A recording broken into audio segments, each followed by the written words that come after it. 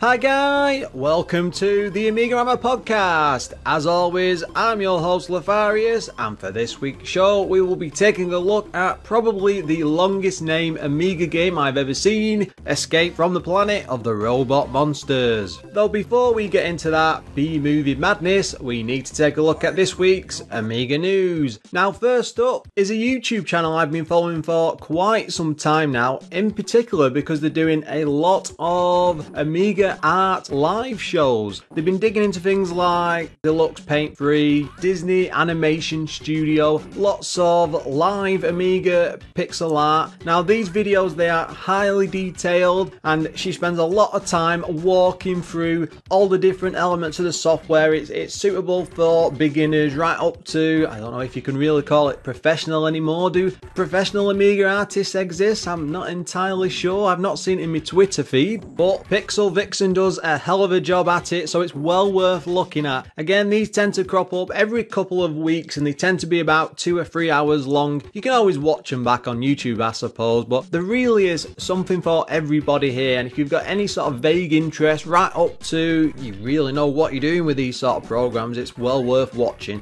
It has been a bit of a crazy week for YouTube videos. I've spent a hell of a lot of time just watching all these different Amiga ones. Next up was a CD32 expansion card. I'm not sure what to call it, a comparison video. Basically a chap called CRG spends about 20 minutes comparing the TF328, the TF330 and the original hardware. So you basically get 3 shots of the different cards and the original playing things like Gloom. I think Doom's on there. It's not Doom, is it? No, it's Gloom. It's Gloom. What am I going on about? All these different CD32 games, Elite as well, that comes to mind. And really putting it through its paces and showing what each card can do. I've always been of the impression that when I finally get a CD32, I'm definitely going to pick up one of these Terrible Firecards, they're called. But I always thought the TF328 was the go-to one, but from these videos it's really obvious which is the better one, so I highly recommend it. I had a lot of fun watching this. This guy seems to do this sort of thing for the Amiga quite a lot, so follow the link in the show notes and go and check out his channel. Finally, another website I just came across on my random Amiga travels is basically gamescoffer.co.uk. I'm always on the lookout for interesting Amiga downloads,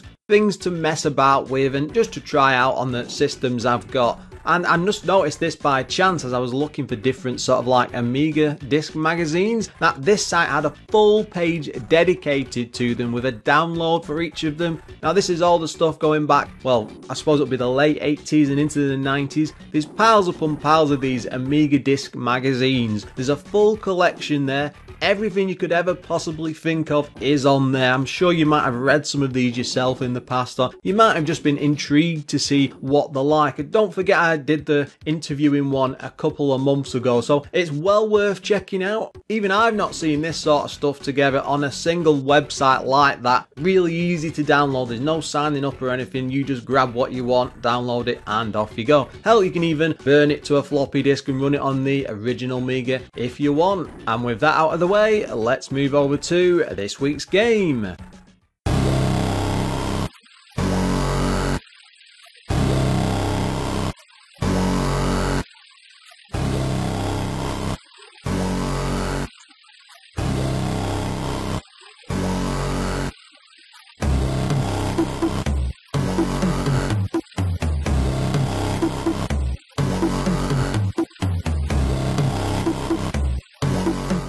This week's game is a bit of a strange one. It's not really something I ever got a chance to play. It was a type of game I'd never really been interested in, like the isometric, you know, like exploring that 3D type of level. They've never really stood out or appealed to me. I can appreciate why people love them so much, you know, because they're probably quite good games, though I could never really get into them. And I think that comes back from my time on playing on Spectrum and, you know, all them type of games back then. They look good and everything, but I just couldn't get on with the visual style, so anything that I thought was like that I just tended to avoid. And I thought this game was, well, basically one of those, so I definitely kept away from it. And just by chance I was looking through the Amiga library and this one just stood out with, well, what a crazy title it's got. Escape from the Planet of the Robot Monsters. It doesn't get any better than that. And I thought, well, I'm going to go back to it and give it a go, just see what it's like. And before I knew what was happening, I'd lost about an hour of playtime. I just couldn't believe how well I got sucked in just to give it a go. So yeah, we're definitely going to deep dive into it this week, and I'm quite looking forward to covering this one properly. It was published by Domark, and they did lots of Atari arcade games, I think. Conversions of APB, Cyberball, Grandstand, Heroes, even Pictionary and Pit Fighter as well. I do want to do an episode on that at some point. Also something like Rampart. They did loads and loads of arcade titles, and it was a massive list. Now, it was developed by Teak, who I think we've mentioned before, although I might be wrong. Were they the developers behind Strider? I completely forget now. Anyway, they worked on Brutal Sports, Football, Chase HQ, Clax, Manchester United, Pac-Mania, Tubin, Zybots, etc, etc. Another huge arcade conversionist specialist sort of team. I don't know what to call them. Now, this came out in 1990 and it was just on a single floppy disk. Now, it was a 2-player game and priced at £19.99. The coder behind this was called Barry Costas. He worked on other games like Badlands, I think that's an Atari game, Brutal Football, Revelation, Shadowlands and Shadow Worlds. I wonder if those two are linked.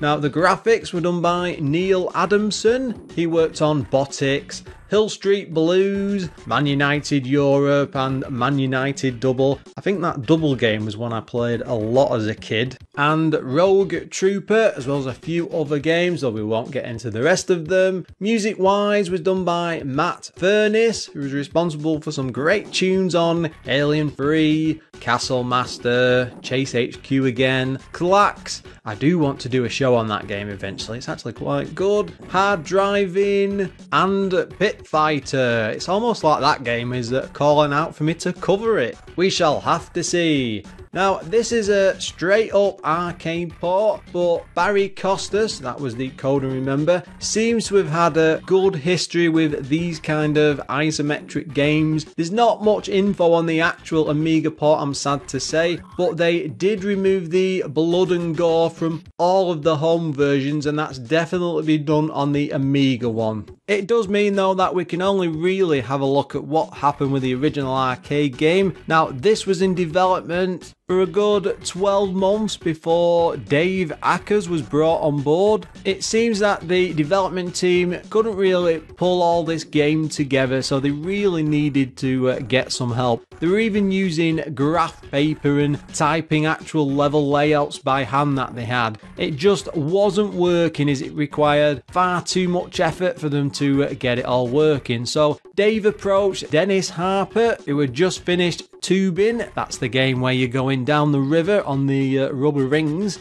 and he asked him to help, and he managed to bring across Tubin's level editor, which they were able to rejig and get it working with the escape game. This did mean that a lot of the previous work was, well, effectively cancelled and ditched, but it was much better doing this with a different engine rather than cancelling the game completely. They then got to work changing all of the code from Escape to work with the Tubin engine, and that meant that they could quickly design all of the levels and the ideas that they had in mind. So it sort of worked out for everybody. When it came to Escape, Atari's previous games like Marble Madness and Paperboy actually provided the inspiration for this, especially with that isometric view. I mean, that always reminded me of the Ultimate Rare games, as I said before, and I've never been a huge fan of them and always tried to avoid them up until now. It's just lucky that I'm covering the Amiga port, because from all the mentions of it online and all the different reviews and things, this is meant to be like the best version of the game available.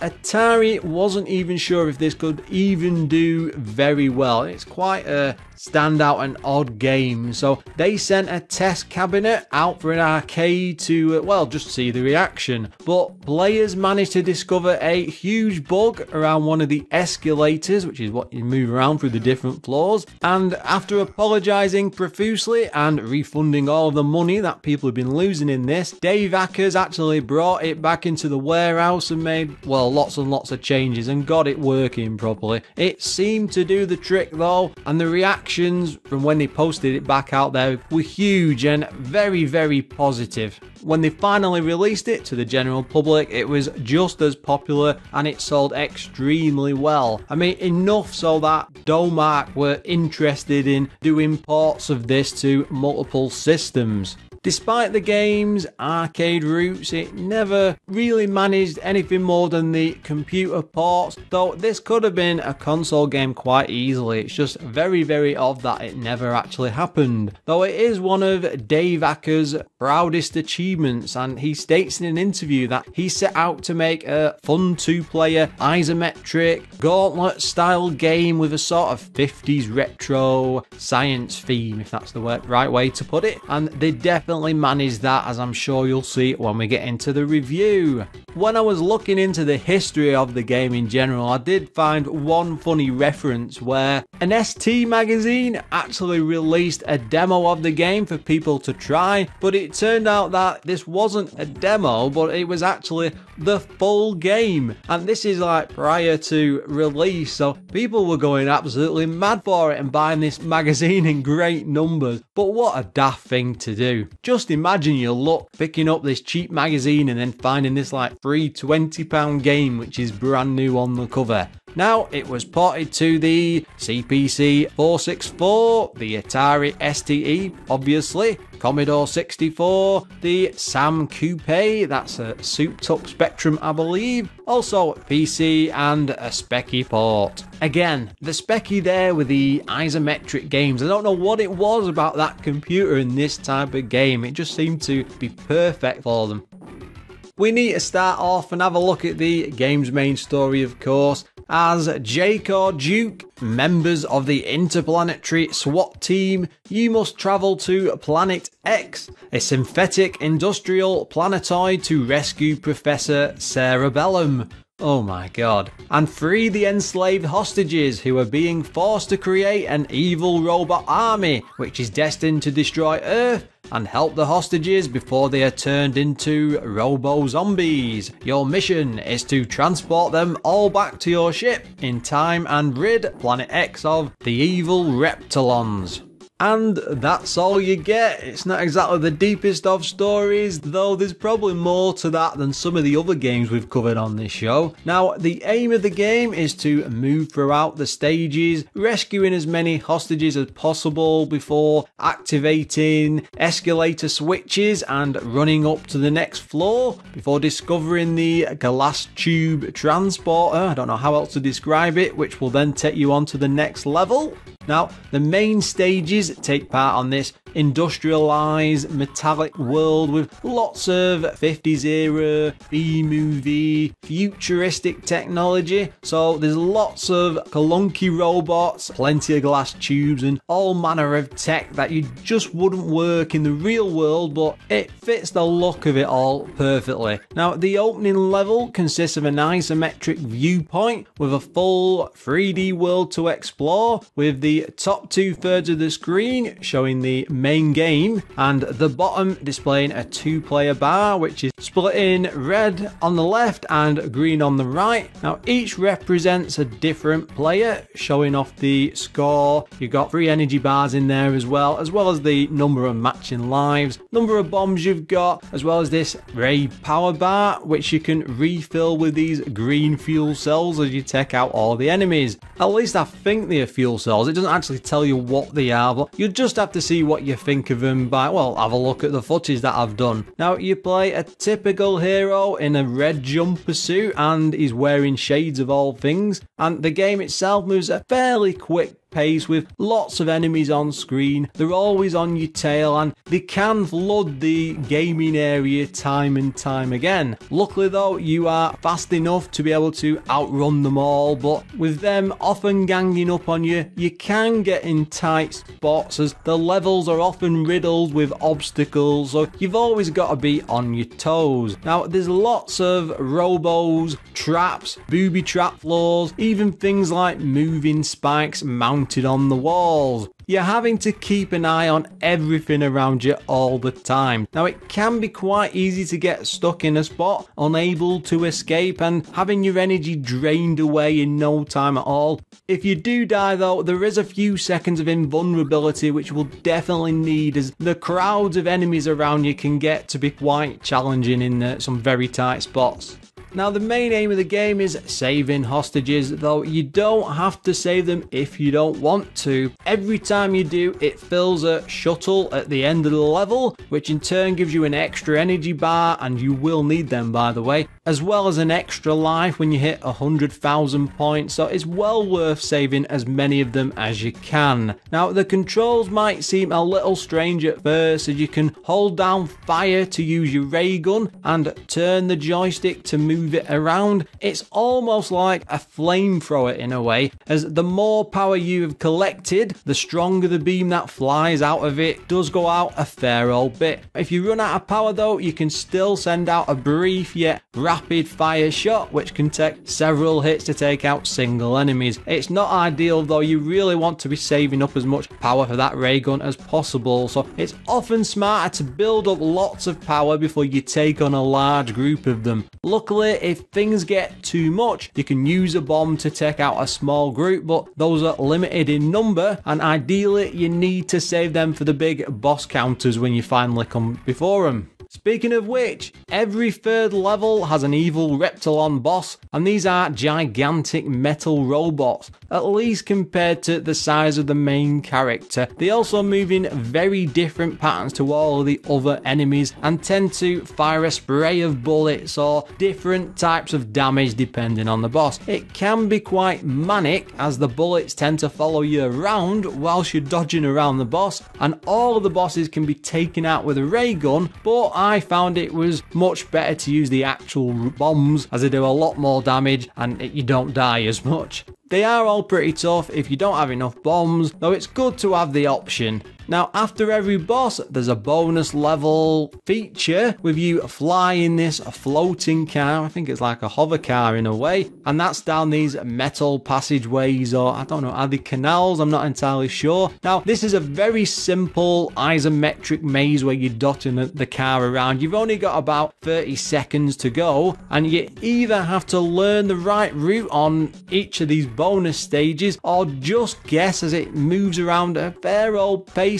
and you can easily pick up some speed if you end up flying the car forward too quick. Now if you hit the wrong road though, it's just a dead end and you have to drive back and choose another path. One or two of these mistakes is usually okay to make, but after that you just won't make it through. If you manage it though, you do get to choose which path to take for the next stage, so it's well worth the effort as each one is different. It means there's around 30 stages to see on different playthroughs. You can see how heavily it's all based on the B-movies of the 1950s, and it reminded me of films like Forbidden Planet and that styling of War of the Worlds. There's so much colour on show and everything is so well drawn that I honestly could have been fooled into thinking I was playing this at an arcade. It's not perfect by any means, but it's as close as you're going to get for the Amiga, and they've done a great job with all of the robo enemies. There's also a lot of them as well, with every stage being littered to the rafter with all sorts of different types. I've not even mentioned the animation effects, which are funny and great to boot. There's lots of different ways to die in this with the animations to match. So like for example, if you fall over cliff edges, which always made me chuckle as you cling on for dear life, or you can be struck through with spikes and all other manner of